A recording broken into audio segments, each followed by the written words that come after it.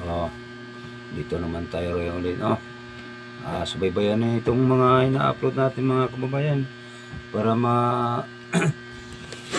ay shout out pala sa kaya ano si tawag nito si Sir Mitran, mabuhay kayo dyan, si Captain Dado, no? Nandito rin kami sa ano likod nyo, no? Maraming salamat sa inyo, Sir Captain Dado. Magpatuloy lang kayo dyan, no? Shout out sa inyong lahat.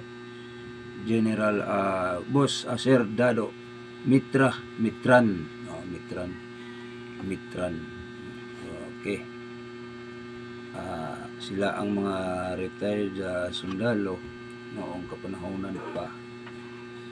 Pero ngayon makiglaban na sa mga tiwali na yung tiwali sa gobyerno, no? Sila Bongbong, Martin Romualdez, no? Yan ang ano natin dyan, pambato. Pero hindi natin pabayaan sila, mga kababayan. Gagalaw rin tayo, no?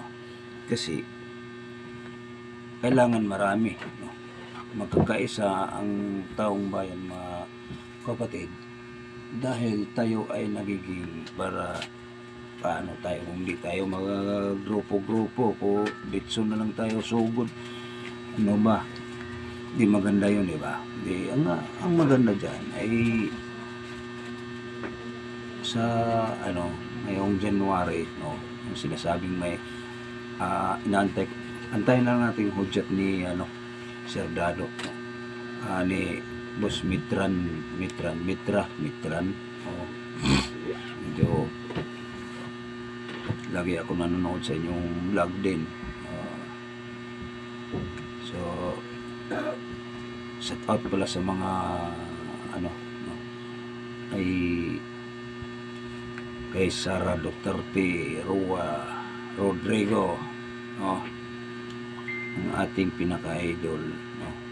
Pero nabalitaan ko mga kababayan, pero di pa sureball na ito mga kababayan nga o tutuloy ba si Sara Duterte pagka-presidente o hindi, no.